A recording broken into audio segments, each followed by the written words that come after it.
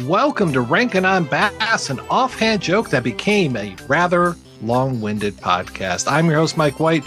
Joining me is a swindler who is not welcome in any Danish burg, Mr. Chris Dashew. I prefer to be referred to as known asshole actor, known asshole podcaster, Chris Dashew.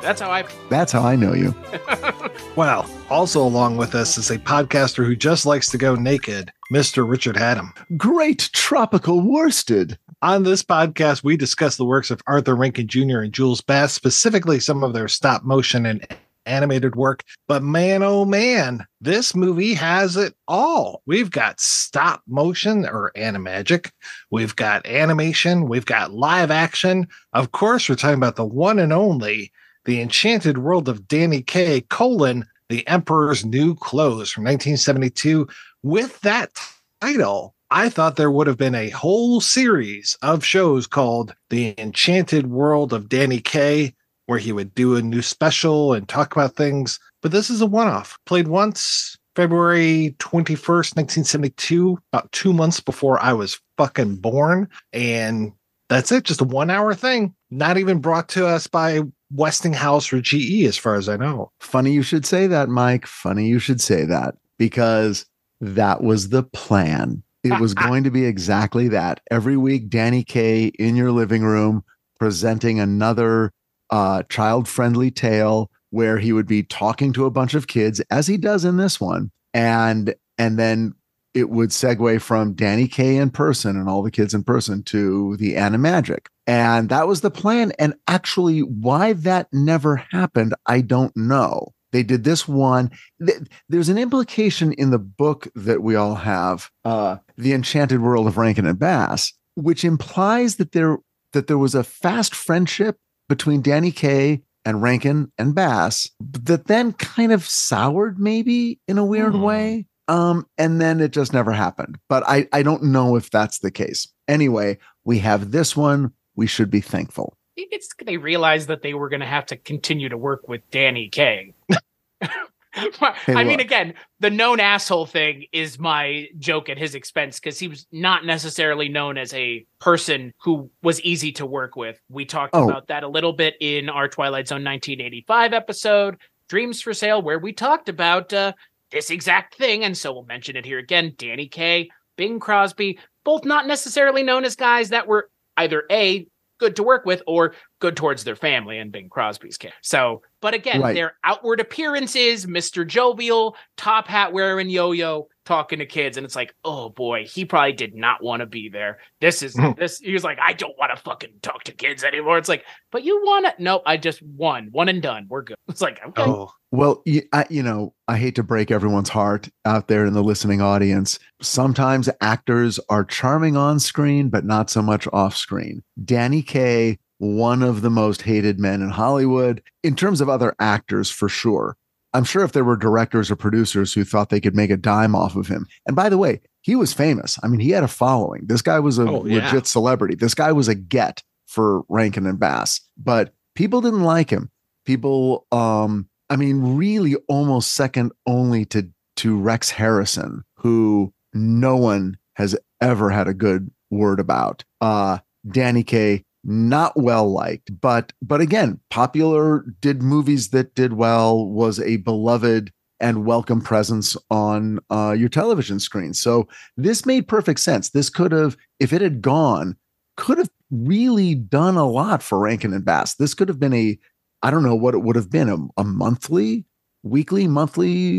special they would do. And I got to tell you, this one, they spared no expense. This one looks good. This is a good production. It does to an extent. The animagic seems a little rough, because I went back and I rewatched parts of The Daydreamer from 1966, which was all about Hans Christian Andersen. And it was interesting, this confluence of events, because we've got Rankin and Bass looking at Hans Christian Andersen in 66, and then freaking Danny Kaye himself playing Hans Christian Andersen in the movie Hans Christian Andersen from 1952, which I tried to watch and I couldn't make my way through it. It was just a little much. The singing was a lot and it got to me very quickly. I just had a hard time with it. But yeah, you mentioned how there was a fast friendship with Kaye and Rankin and Bass.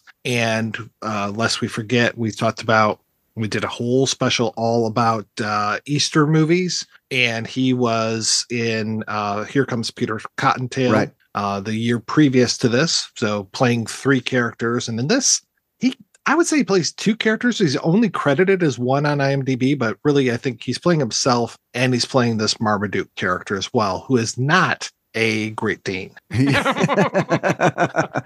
Yeah. He goes, it appears that he did the Peter Cottontail one. That went really well. Everyone fell in love. They did this one and then everyone fell out of love. And by the way, this is a very common Hollywood thing. And it has to do with a word, narcissist. In Hollywood, the narcissist is the charming, amazing person you have a meeting with or you work with, and they give you that feeling like, oh my God, I think I just found my new best friend. Like, this person is amazing, and this happens all the time. And if it's a celebrity, you just feel just covered in this golden glow of this guy is famous and yet I feel a connection. I think he really likes me. And then they're your new boyfriend and we're going to make 55 movies together and everything's going to be great. And then the other side comes out. Oh boy. Yeah. And that's when it gets super ugly. It almost sounds like you're speaking about that from experience, Richard. I have no idea what you're talking about. Oh, okay. All right. Sorry. Marmaduke is not a Great Dane, either character or in the portrayal of his character. I think that's the joke, right? A Great Dane. Yes, that's right, Chris. That is the joke. Right. Yeah. That's good. It's like Heathcliff is a character in the Emily Bronte novel and also a cat. I mean, and we all know Heathcliff is the superior cat to Garfield because Garfield didn't fish bones and Heath. Yeah. But Garfield ripped off Heathcliff. Right. End of statement. But this feels like a lesser Animagic because the story is not engaging. Unfortunately, it's not engaging. And it's also, we haven't talked about it, it's pretty racist just right at the beginning. But before we even get there, what is that? You haven't heard of Hans Christian Andersen? Come sit around the fire, my friends, and let me tell you a tale. Like, the framing device is getting a little old, guys. Romeo Muller. I mean, God bless him. I love the man. I think he does a great job, but Jesus, what? You haven't heard? Well, gather around. I just recently talked about Like Water for Chocolate, and that movie has a similar opening to Rankin on Bass. Hello there. I bet you're wondering who I am. Let me tell you a story about my family. And it's like, wait a second. I've seen this before. It was fucking a cottontail. A rabbit was doing this at one point. It's like, how fucking trite can you get at this point? So wait, Like Water for Chocolate was a Rankin on Bass? That's amazing. And was stop motion? I thought it was live action. Okay. Right. It uses that same really tired framing device. And Rankin on Bass has used it so many times now that we keep making a joke about it because it just doesn't really work. It really was the best way. Like the minute I started watching this, I was just like, oh, here we go. All right. I'm in. You haven't heard of this person before? Yeah. Insert name here. Yeah. I mean, I used to work at a cable company, and there's one lady I worked with who, when she would write a commercial, she would always start a commercial the exact same way. Where do you go for all your blank, blank, blank, and blank? Well, come on out to so-and-so. And it was just like every single time. So I think she would have been real comfortable with this. Oh, you haven't heard of Larry's Spectacular Bass Shop? Well, let me tell you all about it. Wait, was the word needs involved? Where do you go for all your liquor needs? Well, and accoutrement. No accoutrement. Oh. She was not the person who said, this store has everything from the novice to the beginner. That made it to air. That made it to air. This person is my hero. Oh, yeah. For me, the person that's my hero is the person who managed to convince Danny Kaye to wear the outfit that his Animagic character is wearing in the special as a human being. Because, oh boy. Yeah. Oh, okay. but I'm glad you said that, because conversely, I would give anything for the suit he's wearing. Oh boy. The brown coat and the what is that? It's like a brown coat and gray slacks and a slate colored shirt and a purple tie.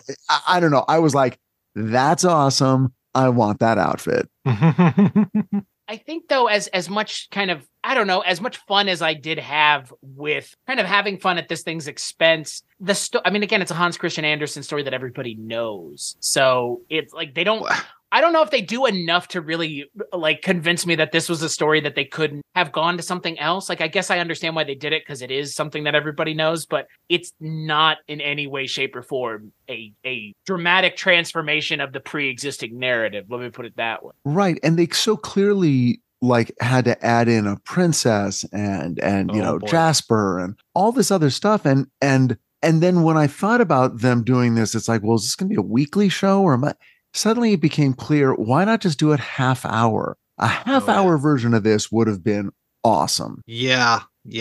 Well, before we move on too much further, Chris, I interrupted you before when we were talking about the wonderful representation of all of the countries around the world, or at least different areas. And especially I'll let you take it from here. Oh, yeah. So it's essentially the setup, obviously, if you've read or heard The Emperor's New Clothes, is the Emperor is looking for new clothes, and he brings in tailors and fashion makers from all around the world. And because, of course, this is the 70s, we have, they mentioned, quote, the Oriental and, quote, the Africans. And it's just of a time and of a place, this was acceptable, but now it's just like, well, I don't need this. But again, like you end up just laughing at it because it's so fucking tone deaf. You're beyond tone deaf. So, but it's just the casual kind of racism one expects from 70s TV show from time to time. Okay, to quote, the Arabs are erratic, the Africans pragmatic, correct, the Asians Asiatic. Yes. Yes. You can't argue. Do you have a problem with that? Yeah, right. I failed to see the issue. Yeah.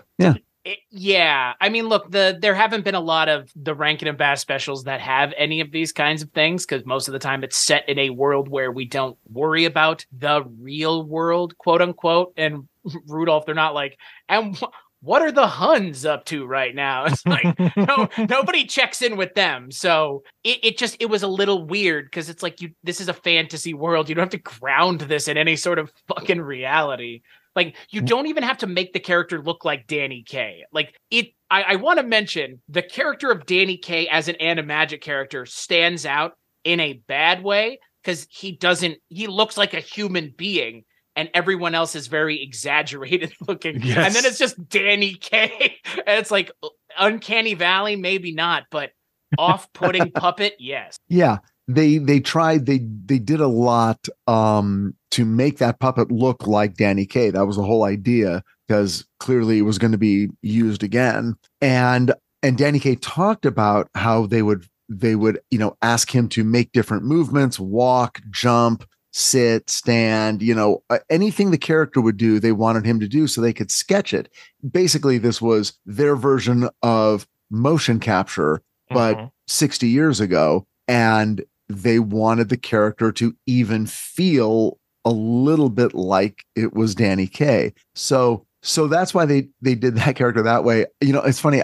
You were talking about the little beginning part where they're showing characters from all over the world, and you see the Asian and the African and the various other kinds of people represented through animagic. And I was like, well, what was that one special where suddenly there was a black family? And I remembered it was 'Twas the Night Before Christmas. Oh, right. Yeah. Remember, where suddenly it's like, oh, wait a second. Rankin and Bass are suddenly bringing in characters of other ethnicities. Like they're acknowledging that there is something other than white people in the world. And I remember how blown away we were. And then this is a little bit like that, except none of those characters survive into the actual body of the story. Well, and it's like they reused because I was afraid when they showed the African stuff, because they showed a monkey riding what, a giraffe or something like that. And I was like, Totally fine. but I was like, that's not an African, right? That's a monkey, right? We are not making any sort of thing. And luckily, no, that's Mike. a monkey. That's a monkey. It's okay. Wokester.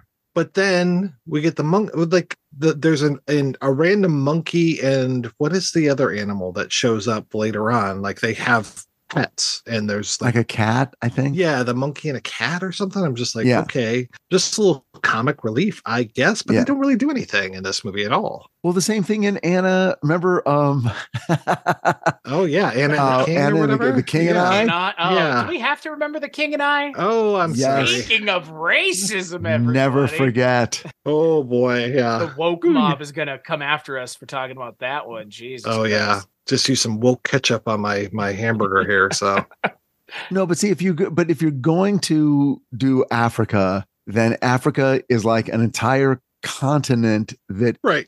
that is like a giant zoo with every animal you can imagine. So a monkey riding a giraffe is totally fine. Yeah. I just want to put this out here because I've now watched several versions of The Emperor's New Clothes. There's this whole thing of why you can and can't see the material, right? Which is in this one, I think it's pretty much all the way through. You're stupid and you're unfit to rule people. And if you're stupid and you're unfit to rule people, you can't see the cloth. So when the guy goes out and he's traipsing around and nobody can see the cloth, isn't that a good thing? Wouldn't he be like, oh, ha, ha, ha, that person can't see the cloth because they're stupid and unfit for office? Well, technically. I mean, because I've always known, it was the whole thing out of the mouths of babe. Somebody says the truth that nobody else will admit. But I'm like, it feels like there's a flaw in the logic of this. Well, it feels like it's trying to make a point, and it's like, to what point? Like, and I feel like, bear with me here, that the rose-tinted glasses song may, in fact, have something to do with the point of this, because, as someone living in the year of our Lord 2023, let's just say, at a time where things are wild, to hear a song all about how I have no interest in being tuned into the world or giving a shit about anybody but myself, boy, that it's like you couldn't even redeem the character if you wanted. And and like you mentioned, I mean, the weird, like, it's a stupidity thing is then factored into the reason you can and can't see the clothes. It's like, what is the message of this? At the end, he's like, oh, I learned the error of my ways. It's like, but why? How? Through what way did you learn? Like, because a child said something? It only works if it's just the fact that people are scared of him because he's a king. If it's anything else, it's like, he kind of doesn't work. Well, he's not, it's weird. He's not the evil character. Jasper's the evil character, right? So the king is just a little deluded. Right. Yeah, this whole addition of Jasper is very interesting because you talked about the addition of the princess. She's necessary because of Jasper, I think. Yeah, they sort of had to fill things out, and they needed a bad guy that wasn't the tailors, because it's like, well, the tailors who pull off this gag in the story are kind of the bad guys. But if Danny Kaye is going to do it, we want him to be a trickster and a rogue, but ultimately lovable. So now we have to, as they did in The King and I, we have to add in a new antagonist, a new character for us to despise, which is Jasper, the sort of Iago whispering in the king's ear and secretly running everything. The king himself is just sort of, again, befuddled. He's just sort of, he's not actively evil. So the fact that he gets tricked is like, oh, okay. And then you almost get the feeling that the people in the town or the region that he's king, they don't hate him, and they kind of know that he's a little bit nutty. And so when they see him, they're like, okay, well, the thing to do is we'll all agree with him. Yes, of course you're right, which is another insight into human beings and how they act around powerful, rich white men. You're a genius. Oh my God. Yes. Build a rocket. Go somewhere. Buy Twitter. You'll be great. And we all applaud them because we're afraid not to. Yeah, that would be a whole different thing because they tried to get there. And we'll talk a little bit about, or I will anyway, talk about fairy tale theater. They try to get there a little bit with this guy wastes all of our money on clothes, but at no point is that emperor mean and threatening as an emperor can and probably, always was, as opposed to this where, he's kind of a dolt and you're like, you feel bad for the guy a little bit. You don't feel like he would put you to death if you said the wrong thing. And you kind of need a real insane megalomaniac to be that person. Yeah. Yeah. Well, they shifted all the weight of the story so that technically what you're supposed to be concerned with is Marmaduke's eventual defeat of Jasper through cunning and marriage to the princess. Mm-hmm. Those are the two things you want to see happen. So we're a little less interested in what happens to the king. We know he's going to play a part in the story, but we're not too wrapped up in like, we hate that king. We want to see him fail, or, oh no, we're afraid he's going to be embarrassed. We're being asked by Romeo Muller to put all of our audience interest in what's going to happen for Marmaduke. Will he get the money? Will he get the girl? Apparently, in the original Hans Christian Andersen story, he gets called out. A child blurts out that the emperor's wearing nothing at all. The people realize they've been fooled. Everyone's been fooled. And the emperor, though, continues procession. He walks more proudly than ever. And you're like, okay, like every version I've ever seen, he runs away, suddenly realizing that he's naked. Yeah. But if he's a likable character, that's the character arc is he's, he doesn't care what anybody else thinks. It's like, I guess I get that. Right. But that's not the point of this, though. Like that ends it like they're kind of making a point that they really weren't driving. Well, in this version, also keep in mind the emperor is an exhibitionist and gets a sexual thrill out of it. He also is that. He hits the ether and he's like, "Mommy," and then he walks naked. Yeah. I would watch that version of the Emperor clothes. Baby wants to fuck. Well, it is. Look, okay. A couple things. In other versions that I've seen, animated versions, the king is wearing underclothes. Right. So he's just walking around in his underwear. The fact that they went full nude animagic, I was stunned. Actually, I'm like, wait, okay. So now they've got to like compose every shot. It's like. That Austin Powers thing. Austin Powers. People walking by with, potted plants.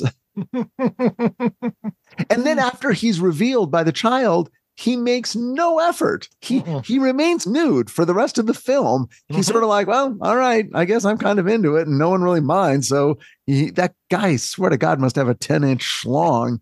He's just like, you know what? Now you know. I mean, haven't you seen the size of the noses of the characters in Rankin and Bass to begin with in these Animagic specials? They already have a phallic thing molded already. I mean, yeah. Maybe the king's like, finally, right? My clothes. I am free. Yeah. Oh, you see my clothes? Oh, me too.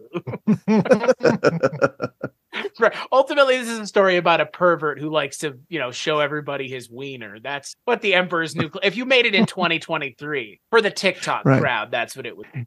As you said, Chris, ultimately, this is about a pervert, Danny Kaye.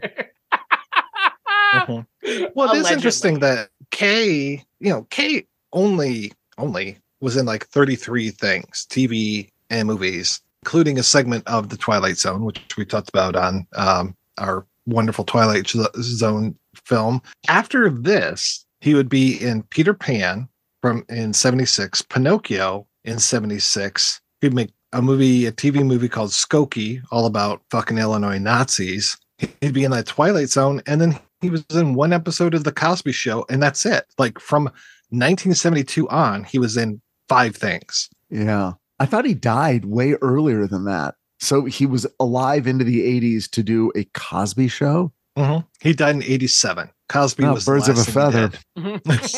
Wow. Ding, zang, zoom. The other thing I wanted to point out real quick was that the guy who plays the Emperor he was voiced by Cyril Ritchard, Ritchard, who I mostly know him from, he was the artist who I believe gets killed in Alfred Hitchcock's Blackmail, one of the first like quasi-talkie, like shot originally silent, and then they went back and reshot parts of it and added sound. And so I'm just like, you gotta be kidding me that he was doing that. But then after this, he went ahead and just did a ton of, well, actually, he was also in The Daydreamer. He did some voice work. He did a lot of voice work. And he also was in another, Rankin and Bass production. He was the voice of Elrond in The Hobbit. So he was pretty darn busy, this guy. 49 things in his career. Take that, Danny Kaye. Yeah, but no one knows him as an unforgivable prick. And it was, I'm trying to remember, we have talked about Imogen Coca on this. We've talked about her before. I don't know if we've talked about her on this show. Yeah, she was in another Rankin. Right? I just did the same thing. Jesus Christ. Rankin and Bass. Yeah. Okay. She was in the Mad Monster Party, I think. That's right. It was right after this. Same year. Yeah. Yeah. It was, this was a big year for these guys. Yeah. 1972 is huge. But it was interesting because Imogen Coca, and I know we talked about her before, Chris, on Night Gallery. Yeah, it was just recently, too. Yeah, and it was pretty much only her voice, which was interesting. But I love Imogen Coca. She was a very unusual looking lady. So to have her puppet look so ravishing, I was just like, wow, okay. The other thing I noticed a lot, guys, was looking at the crowd in the city of what's the name of this thing, like Hottentot or something. Bibbin Tucker. Yeah, Bibbin Tucker, otherwise known as that's a company that you can go take your shirts to get them pressed and dry clean. Oh, which now I understand where the fuck the name for that company comes from. Has to do with this thing, this Emperor New clothes. Cool. I thought it was a concentration camp. That's Bergen-Belsen. Yeah. Thank you. Sorry. But there are so many red-headed women in Bibbin Tucker. Did you guys pick up on this? It's like they had all of the different models from like Santa Claus is Coming to Town or whatever, and just like stuck those heads on these bodies, or just were that woman from Santa Claus is Coming to Town, just populating this city, because they all had like slightly different expressions on their face. I'm like, is this the cheap way of doing crowd scenes for Rankin and Bass? They just take the same dummies and use them over and over again. It's great. The answer is yes. Yeah, and I didn't notice that, but I did think about the point you just mentioned about Imogen Coca, who is a fabulous actress and comedian, not known for her beauty, and the fact that they sort of used her personality. It's like, well, let's get someone. The character itself will sort of be a traditional princess, but her personality will be a little quirkier, which I really appreciated, because I think if they had just made her oh, I am the princess, it would not have been as entertaining. So the degree to which they decided, well, let's make the princess as a character, she'll still be beautiful in a traditional sense, but she'll have a more offbeat personality. We'll have Imogen Coca voice it, and that'll be a better match for Danny Kaye anyway. And I think it was. I agree. I actually don't dislike the female character in this, which is shocking, because for the most part, they're very underrepresented in most of these animagic things. Like, most of these things, honestly, underrepresent anybody but the main character as it is. So it's kind of surprising. I guess it does speak also more to the idea that Danny Kaye is just kind of playing himself. So there needed to be somebody else that you could kind of latch onto as an audience that is more charismatic and interesting than he is just playing himself. I think the three most important characters in all of these tend to be the protagonist, the antagonist, and the funny sidekick. Those are the top three. The fourth might be a kind of love interest. Well, his partner in this is not that interesting, though, to me. Well, he can't be, because he can't outshine Danny Kaye. Right. So he can be the funny sidekick who doesn't get any of the jokes, because those will have to go to Danny. Right. True. Though I like the guy's voice. I like Alan Swift's voice as Mufti quite a bit. Yeah. And yeah, again, very, very prolific voice actor. I mostly know him as Simon Bar Sinister from Underdog. Oh, Underdog. Yes. Oh my God. That's a blast from the past. If the name Mufti isn't meant to make you laugh like it did just make me corpse over here, I don't know what the point of a just Mufti. Oh, Mufti. Yeah. And you know what though? Bob McFadden once again showing up and taking absolutely pleasure in playing like 8 million goddamn characters again, like including Jasper, obviously, but then like a whole host of other people. So I appreciate that we do still get some of the returning people because there is no, there's no what's her Paul name? Frees. Paul Frees or Billy Richard. There's no Billy Richards either, which I mean, again, like I was kind of hoping, or throw Ravenscroft some music or something. Like I was hoping for more of the usual people. And this kind of is its own thing other than Danny Kaye having showed up and Bob McFadden. Yeah, I would have I definitely missed Paul Frees, but it is, it's such a small voice cast. There's really only like 5 or 6 people in this. I expected to see a giant list and there's a lot of characters, but not a lot of actors doing them, which is kind of cool. And I thought the music was decent. None of these are songs that I'm going to rush out and buy the LP for, but I thought that, and this one, it's solid. Maury Laws and Jules Bass. So we're good there. Yeah. And they made an effort. They made an effort to make them Danny Kaye songs, the patter songs. It's like, okay, we got to write songs where there's just a lot of words and a lot of word play and it's all, delivered at a machine gun pace, because that's what Danny Kaye was always known for in the musicals that he did. So I think they really made an effort. I mean, this was not the most enjoyable to watch, but on no level did it feel like they were, because sometimes some of these specials we've watched, it has felt like they weren't really bringing their all. Right. This one felt like they were. It just ultimately, when you're doing stories like this, it's the Emperor's New Clothes, it's the goose that laid the golden egg. It can only sustain so much interest. And at least for an adult audience, and certainly for an adult audience in 2023, I realized that was not the intended audience, but still. And I think that's where it falls apart. I think if you like Danny Kaye at all, you would have been happy to watch this. And I wonder what they feel like they didn't say with 66's The Daydreamer. Like, I genuinely wonder why they felt like, I mean, again, I get why they did it from a logistical and business standpoint. These are public domain stories, so who cares if you adapt them? Hans Christian Andersen's family's not coming after you. But they already adapted Hans Christian Andersen's body of work. And it's like, I guess I didn't feel like The Daydreamer did a whole lot to really have a lot to say about Hans Christian Andersen. I think this is better than that was. But I think that this has a similar problem of like Hans Christian Andersen in 1972. Why? Like, it's Danny Kaye. It's like, we want to do something with Danny Kaye. What can we do with Danny Kaye? That also is our thing. Okay, it'll be an anthology. Okay, we'll go to public domain. It'll be all those stories that the kids love hearing over and over. And we'll just we'll sort of, do live action Danny Kaye wraparounds and interstitials, and then he'll voice the rest and we're good to go. And we've got a legit star in the title of the show. I mean, no one is going to say no to that. I find that the weakest part of this whole thing is the clips with the kids and just this whole going around. I guess it's not where these stories were written, because he says something like, just a little ways from here, all these stories are written. I'm like, why aren't you there? What? Get over there. Just go to that place. Yeah, please. Is it that far? You want taxi money? Do you need an Uber? Denmark ain't that big. It's the size of West Hollywood. Right.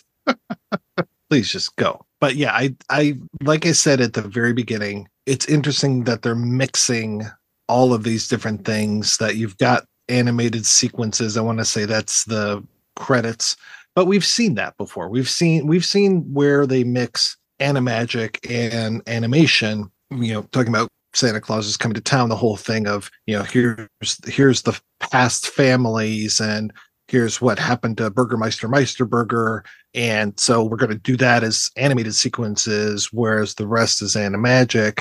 Here it's more like the opening credits and a couple. I want to say there's at least one other sequence that is animated. It's the road. Yeah, it's sort of a glasses. flashback where they're sort of talking about the relationship between Jasper and the king, right? Thank you. Yeah. Yeah. I was like, okay, cool. Well, that's interesting to do. But then they just keep taking those breaks. And I imagine that those breaks with the kids are to reintroduce the story after commercial breaks. And just a craven attempt to indicate that this is for kids. And there's always been a belief, which I think is accurate, that kids want to see kids on screen. Then they know they're part of whatever the drama is. So it was not a wrong-headed notion to say, well, it's going to be, it won't just be Danny Kaye walking through an environment. He'll be interacting with kids, and that will make it very, very clear. And that, kids have a role in this and kids will watch it. So, I mean, again, we're all going, wait a second, why is he making that girl sit on his lap? I'm uncomfortable. I was squirming a little as well. Right. But in context of when and where and everything, that's how you did those things. Mm-hmm. There much more to say about this, guys? Where was Shelley Duvall in all of this is my question. She was the little kid. She was the third little kid over to the side. Did you guys have a chance to watch that Fairy Tale Theater? I watched a little bit of it.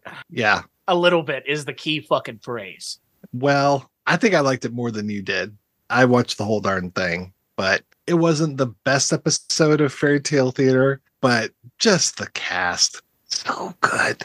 Well, those things were well regarded. They were a big deal when they were being made. I remember people talking about it like, oh my God, this is the greatest thing. You've got to see it. And I never did. Some of them were fantastic. I want to see the Pinocchio one with Paul Rubens as Pinocchio. And I can't remember. It might have been Carl Reiner as Geppetto. That was really good.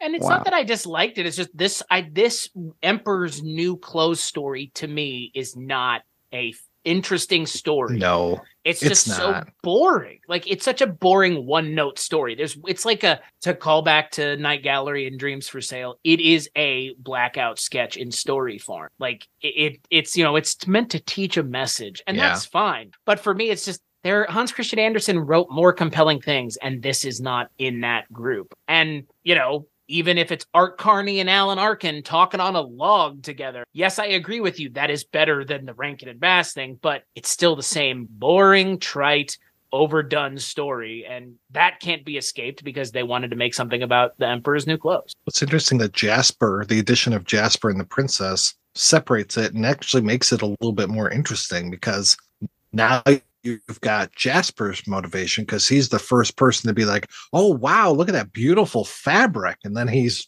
all scheming to get rid of the Emperor and take over the position himself, which you don't have from Marmaduke and Mufti, or any of these other two swindlers that come to town.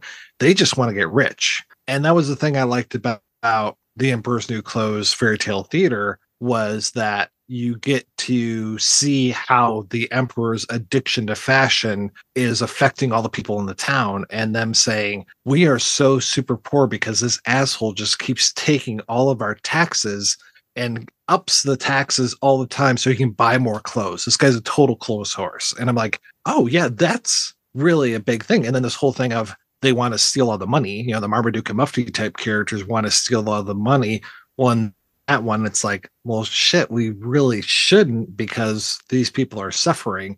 And when they teach Dick Shawn a lesson, it's like, oh, I'm going to be a better person. I'm going to start giving away money and clothes and things to my people, rather than just be this asshole who wants to look really good. Yeah, I mean, I think they're both interesting versions of the story. I mean, Rankin and Bass's version, again, the story's not interesting for me, but I appreciate that they do add things, that they do, the Fairy Tale Theater is a much more classic telling of the story. And then the Rankin and Bass one, it King and Eyes it, but at least there's no overtly racist character for Daryl Hammond to play. So those are the benefits. Jasper is just a diminutive jester. They don't constantly call him a dwarf or a midget, thank God. So, you didn't want him to be Chinese with goofy, stereotypically large buck teeth? No, I had my fill with Daryl Hammond from like minute 2 of that movie.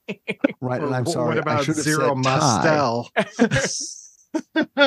I should have said Thai, but I think the racial stereotypes he was employing were directed at the Chinese. So forgive my mistake. More or less 100% directed at the Chinese. So, yeah. Which makes lots of sense. At least Desi Arnaz Jr. wasn't hanging out on a kite for that one. Good night. Rankin and Bass, folks. They're culturally sensitive.